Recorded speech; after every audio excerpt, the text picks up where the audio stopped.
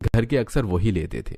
एक तरफ घर के मर्द पूरे घर की साज सजावट और बाकी तैयारियों में लगे थे, वहीं दूसरी तरफ घर की महिलाएं सिर्फ रसोई में काम करने में लगी थी।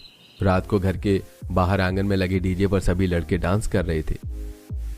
ये सब नजारा ऊपर से सीमा और पायल अपने कमरे की खिड़की से देख रही थी। कितना अच्छा है ना, लड़के अपनी मर्जी से खुलकर सब एंजॉय करते हैं। बिल्कुल सही कहा दीदी, असली जिंदगी तो लड़कों की ही होती है। घर के सभी फैसले भी लड़के करते हैं और एंजॉय भी अब वही कर रहे हैं। हमें क्या है, हम तो बस यहाँ पर चूल्हे चौके में लगे हुए हैं सुबह से।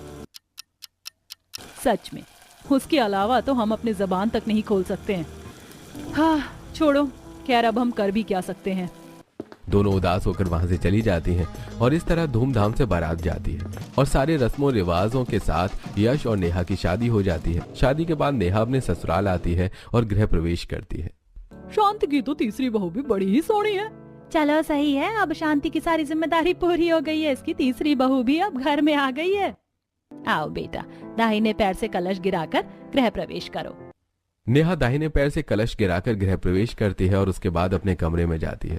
अगले दिन सुबह नेहा रसोई में जाती है अपनी पहली रसोई की रस्म पूरी करने के लिए। तभी वहां पर उसकी दोनों जेठानी आ जाती हैं।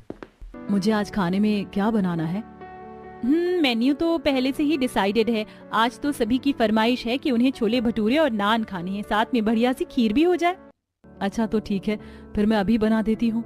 दोनों जेठानी वहां से चली जाती हैं क्योंकि नेहा को अपनी पहली रसोई की रस्म करनी थी। वो सभी के लिए खाना बनाने की तैयारी शुरू करती है। एक चूल्हे पर खीर बनने के लिए रख देती है, वहीं दूसरे चूल्हे पर छोले उबालने के लिए चढ़ा देती है और मैदे का आटा तैयार करने लगती है। थोड़ी देर बाद जब आटा सही सेट हो जाता है तब वो सभी के लिए नान और भटूरे बनाना शुरू करती है। खाना बनाने के बाद सभी को खाना परोसा जाता है। अच्छा बना है खाना। हाँ सच में खाना तो बहुत स्वादिष्ट है, मजा आ गया। हाँ बिल्कुल सही कहा भैया आपने, बहुएं तो रसोई में अच्छी लगती हैं, चूल्हा चौका बहुत अच्छे से संभालती हैं। शाबाश नेहा, तुमने बहुत अच्छा खाना बनाया है, तुम अच्छे से रसोई संभाल पाओगी। यश की बात नेहा को बड़ी अजीब लगती है। उसे एहसास हुआ कि उसकी बातों में लफ्ज कम थे लेकिन किसी बात का इशारा गहरा था। पर नेहा इस बात